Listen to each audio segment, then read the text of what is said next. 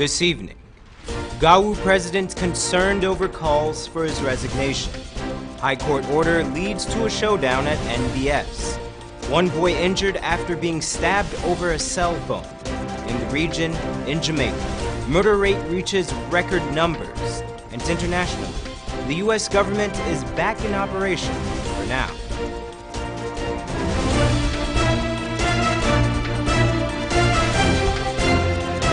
From Safe TV headquarters in South Rival Gardens, this is Safe TV Headline News with George Gonzalez.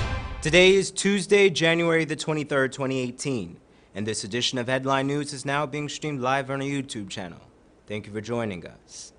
It seems that all may not be well in the People's Progressive Party. Amidst calls for his resignation, GAU President and opposition MP Komal Chan spoke to our reporter Wendell Jeffrey to discuss the matter. You're referring to the headline of the Times. The sugar workers call for Komal Chan to resign. Who is behind this? That we have to probe. We're trying to find out who is the editor for the paper, who in charge. We got an idea who is the owner or part owner. I do not know these details. There seems to be a major crack in the upper echelons of the People's Progressive Party. Some sugar workers want the GAU president gone. The story was first reported in the Guyana Times. This has serious repercussions for the union president, Komal Chan, because it suggests that the powers that be in the PPP want him gone. The Guyana Times is believed to be owned largely by senior functionaries of the opposition PPP. This is to tell you about the desperation of the authors of what is written. Chan told Channel 2 Headline News that he thinks the call is coming because of a favorable meeting the union had recently with the government. We recall we had a meeting with the government of Guyana at their invitation, and we responded to the meeting positively. Workers had sought to meet with the Prime Minister. He met with some of them. So I don't know if this has to do with our meeting. It was a proper meeting. The union president said that his delegation fully represented the desires of the workers. We were mandated to represent the workers to get all their pay at one time. The law to say that the payments ought to be all at one time. For the Minister of Agriculture, Mr. Holder, in a press briefing or in a press commentary, explained that the workers will get all their money in January. And so we said that we cannot go outside their mandate. Mr. Chan is at a loss as to where the resignation call originated.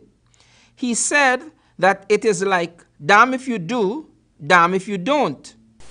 Just the other day we had a criticism from the AFC about our militancy, about how much sugar was not able to perform because of GAUs.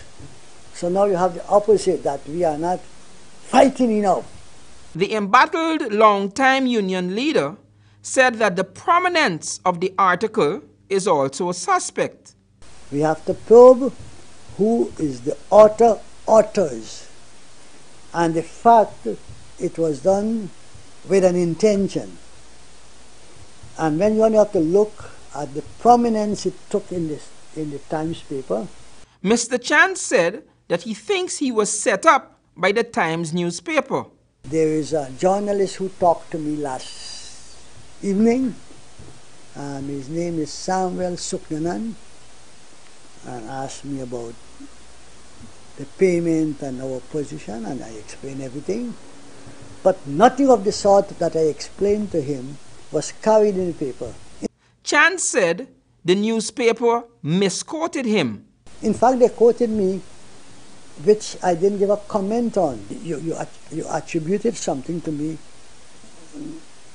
that you didn't even ask me. And what I told you which were the pertinent questions to the issues you have written there, you didn't mention it. So this is the deliberate, because here you asked me for comment. You didn't carry my comment. You didn't carry my explanation. He went further. He suggested that the Guyana Times newspaper even lied about the quotes from the workers which they featured in the article. And what is strange that these workers, and while we know workers' expression, some of the adjectives they use, that the workers use, are not how workers normally communicate. The union president said that the retrenchments are affecting the coffers of the union. Naturally, if your membership falls, your union dues collection will be less. We had people who move on, 1 or 2 people gone overseas.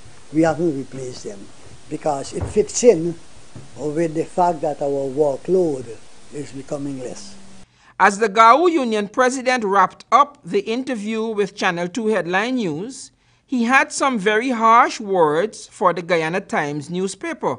As I don't want to be irresponsible, as this article is irresponsible, mischievous, and is aiming at weakening the union and cause division among its rank and file.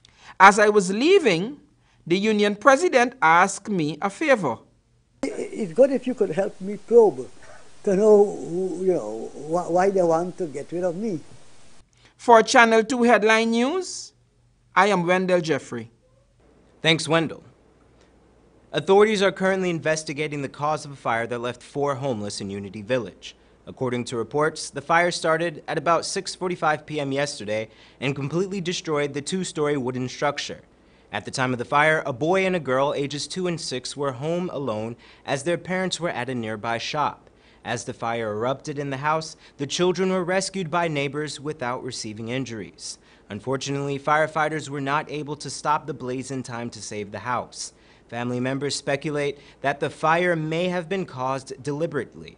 One man claims that around the 2011 general elections, his father was the victim of an unsolved murder that took place in the same house. Investigations are ongoing. High Court marshals were blocked from seizing the assets of New Building Society today. Esther Sobers has more. This afternoon, High Court marshals, police and lawyers were locked out of the New Building Society office on Avenue of the Republic. The marshals were acting on a court order to claim the assets of the mortgage institution to the amount of 59 million Guyana dollars. The High Court ruled that the former NBS official, Maurice R. June, should be compensated for wrongful dismissal. Customers and other persons were prevented from exiting the New Building Society headquarters after guards were ordered to lock the doors. An official later informed the policeman through a crevice that the doors would be reopened after a quantity of cash is secured. According to one of Arjun's lawyers, a vehicle has been seized and the marshals are expected to seize furniture and other property as well. For Channel 2 Headline News, I'm Esther Sobers. Thanks, Esther. Georgetown City Council is urging all individuals to desist from placing, storing, or constructing anything on its reserves and thoroughfares. According to a press release, no individual has the right to appropriate any such open space or reserve without first obtaining prior permission from the mayor and city council. Under the law, the council is authorized to remove any vehicle, box, barrel, or anything that has been placed on its parapets and thoroughfares without its permission. Don't go away, we'll have more news for you after the break. For the best Creole food in town, come to Ridley's Restaurant. Taste our hot meals, fresh bread, and sweet pastries. Our spacious dining hall is free for all occasions. For reservations and more, call 226-2518 or 225-7245. We're open Monday to Saturday from 7 a.m. to 6 p.m. Wrigley's Restaurant, located at 38 Robb Street, Laceytown, between King and Wellington Streets. For breakfast, lunch, and dinner, Ridley's Restaurant. Tasty and healthy eating. know who I am. I know who I am. I am yours. I am yours. I know who I am. Oh, I know who I am. I know who I am. I am yours. I am yours. And you are mine.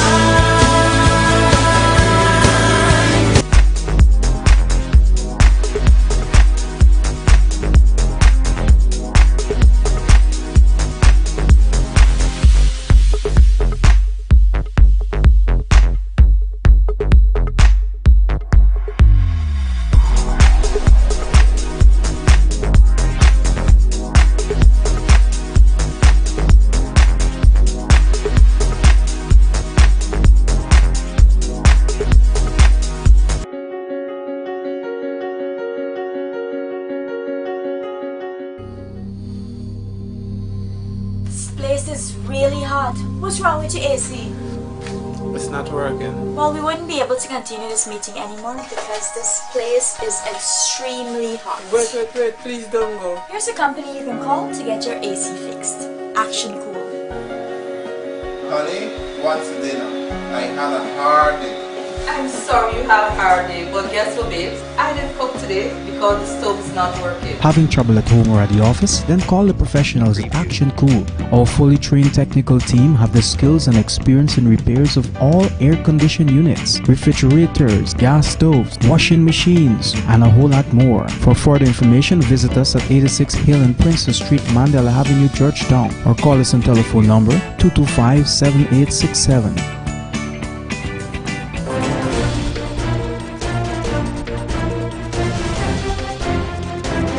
Welcome back. A carpenter was today remanded to prison after he was charged for the offense of illegal possession of ammunition. Esther Sobers has more. Today, Sean Apru appeared before Chief Magistrate Anne McLennan and denied the allegation made against him. The charge stated that on the 22nd of January at 2nd Street, Le Penitence, the 42-year-old carpenter had 3 live 38 caliber rounds of ammunition in his possession. Apuru attorneys claim the ammunition does not belong to his client. The attorney told the court that during a raid, the police searched the defendant's apartment. However, the ammunition found was not in Apuru's apartment. Rather, it was found in an abandoned apartment next to his. The police prosecutor objected to bail and refuted the attorney's claim. The prosecutor stated that during the raid, the defendant led the officers to a specific room where the ammunition was found. Bail was denied and the defendant will make his next court appearance on the 7th of February. For Channel 2 Headline News, I'm Esther Sobers. Thanks, Esther.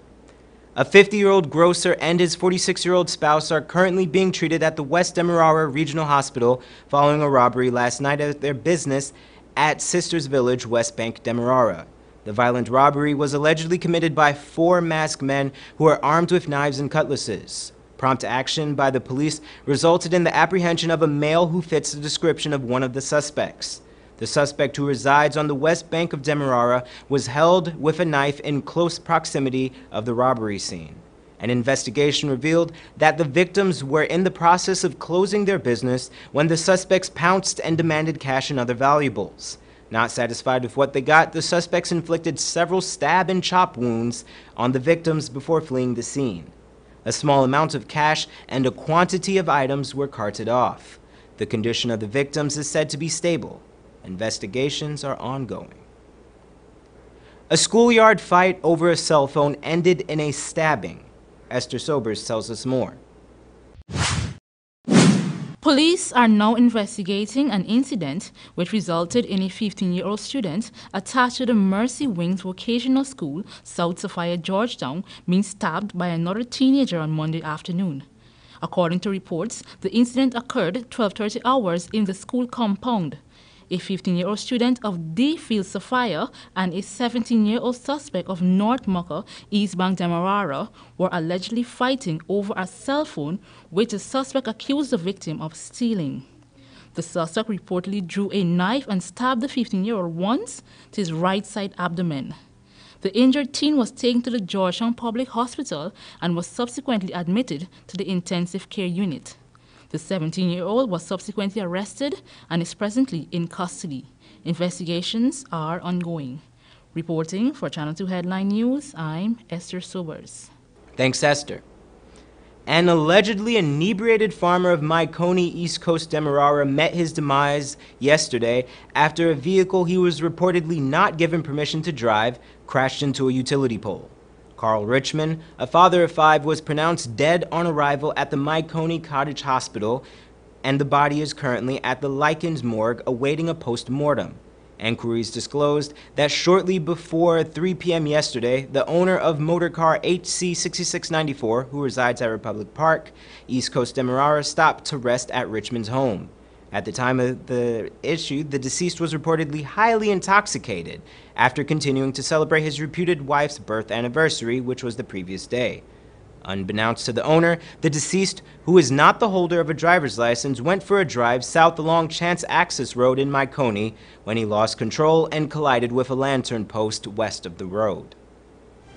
Don't go away.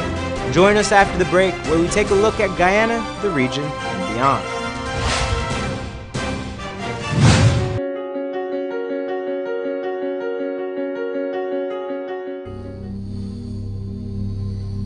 This is really hot. What's wrong with your AC? It's not working. Well, we wouldn't be able to continue this meeting anymore because this place is extremely hot. Wait, please don't go. Here's a company you can call to get your AC fixed. Action Cool. Honey, what's dinner? I had a hard day. I'm sorry you had a hard day, but guess what, babes? I didn't cook today because the stove is not working. Having trouble at home or at the office? Then call the professionals at Action Cool. Our fully trained technical team have the skills and experience in repairs of all air-conditioned units, refrigerators, gas stoves, washing machines, and a whole lot more. For further information, visit us at 86 Hill and Princess Street, Mandela Avenue, Georgetown, or call us on telephone number 225-7867. Know who I am. I know who I am. I am yours. I am yours. I know who I am. Oh, I know who I am. I know who I am. I am yours. I am yours. And you are mine.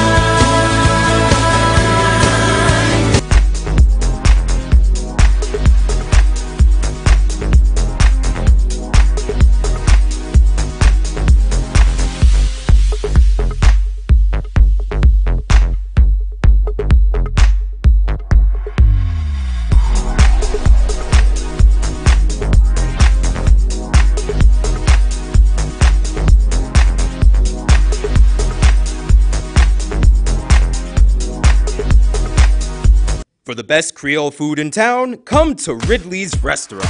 Taste our hot meals, fresh bread, and sweet pastries. Our spacious dining hall is free for all occasions. For reservations and more, call 226-2518 or 225-7245. We're open Monday to Saturday from 7 a.m. to 6 p.m. Wrigley's Restaurant, located at 38 Robb Street, Laceytown, between King and Wellington Streets. For breakfast, lunch, and dinner, Ridley's Restaurant. Tasty and healthy eating.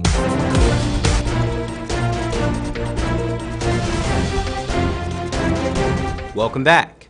Now, let's take a look at the region. At least 100 people have been murdered in Jamaica since the start of the year.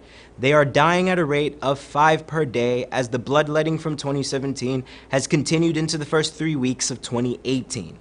According to statistics from the Jamaica Constabulary Force, at least 100 murders were recorded up to Saturday, January the 20th. Both the St. Catherine North and Clarendon police divisions have each recorded 13 murders, while 9 were recorded in St. Andrew South. Some suggest the deaths may be signs of an active war between rivaling drug gangs. But while murders have reached record levels, the JCF is reporting a reduction in other major crimes during the period. Reported cases of rape are down 50%, aggravated assault is down 51%, and break-ins have declined by 50% during the period under review. Yesterday, Employees of the University of Trinidad and Tobago staged a protest against the retrenchment of over 200 staff members. President of the University of the Trinidad and Tobago, Professor Sarim Al-Zubadi, said he has no other motive but to make the university sustainable for decades to come. He also dismissed claims that he was a part of the retrenchment process. He also assumed his position in August 27 and said that it was not his decision to retrench, rather it was the board's decision. Barbados has been removed from the European Union's list of non-cooperative tax jurisdictions. 7 other countries, including fellow Caribbean Community member state, Grenada, as well as other nations such as Republic of Korea, Macau, Mongolia, Panama, Tunisia, and the United Arab Emirates, have also been moved to a separate category of jurisdictions subject to close monitoring. In a statement, the EU Council said it, quote, agreed that a delisting was justified in light of an expert assessment of the commitments made by the jurisdictions to address deficiencies identified by the EU, end quote. It noted that these commitments were backed by letters signed at a high political level. And internationally, Congress agreed to the short-term funding bill after Senate Republicans provided assurances to Democrats that immigration and other contentious issues would soon be addressed. ABC News reports. To Washington now, where the government is back open after a 3-day shutdown. Overnight, President Trump claimed victory in the showdown as he signed a bill to fund the government for another 3 weeks. But the parties remain far apart on the key issue of immigration and the Dreamers. Our senior congressional correspondent Mary Bruce on Capitol Hill with the latest. Good morning, Mary. Good morning, George. Well, the government is back open for just another 3 weeks, but the sticking points at the heart of this debate are still not resolved. They still don't have a plan to protect Dreamers. And with the clock ticking, we could be right back where this started in just 17 days. This morning, the shutdown is officially over, but the fight continues. Opening the government was one step, but the real work, I think, comes. And we got the process started, and now we have to get the bills done. Democrats Monday agreed to a deal to reopen the government for just 3 more weeks and extend the children's health insurance program in exchange for a promise. The Senate Republican leader vowing to work on a solution for Dreamers. This immigration debate will have a level playing field. But it's a big risk for Democrats who shut down the government over demands that Dreamers be protected. Now they are changing course and trusting that the Republican leader will follow through. Are you confident that Mitch McConnell is going to keep his word? McConnell made a pledge in front of the world, so we're counting on him, and I think he will. I hope he will. President Trump has given Congress until March 5th to solve the Dreamer issue, or nearly 800,000 undocumented immigrants brought to the U.S. as children could face deportation. The Republican majority now has 17 days to prevent the Dreamers from being deported. While Senate Republicans have vowed to act on Dreamers, House Republicans haven't made any promises. And now, with another possible shutdown looming, even some Democratic leaders are skeptical. It does not guarantee that the Congress will address the issues. I pray that neither I nor the Congress will be in this same position come February 8th.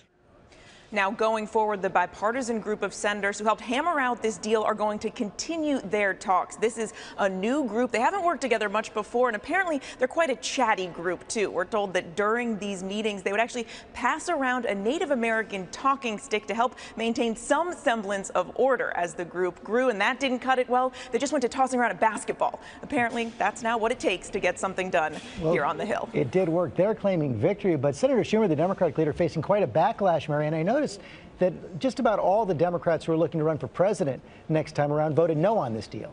Yeah, George, this is a huge gamble for Democrats. They shut down the government over Dreamers, and ultimately it's not clear if they're going to get what they want. As you point out, most of those who opposed are Democrats who have been rumored to be eyeing a presidential run in 2020. We're told Schumer's message to disappointed Democrats yesterday: you have to play the hand you're dealt. It is what it is. Okay, George. Thank you, Mary. And now for your 7-day weather forecast.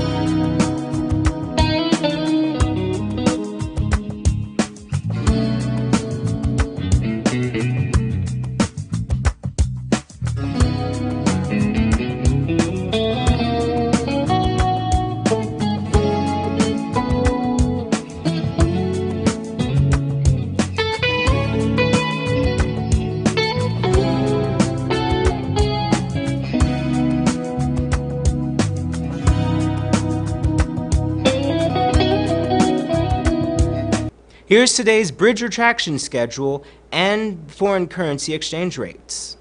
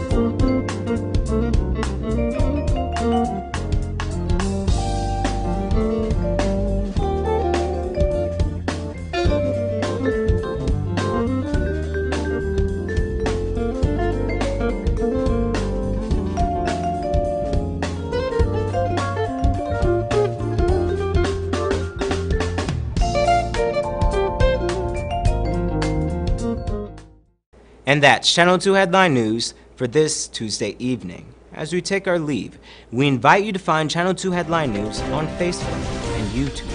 You can also tune in tomorrow morning at 6:30 for a rebroadcast, and Wednesday evening at 7 o'clock for more news. For now, I'm George Gonzalez, signing out from this newscast, saying thank you for welcoming us into your homes, and do have a blessed evening.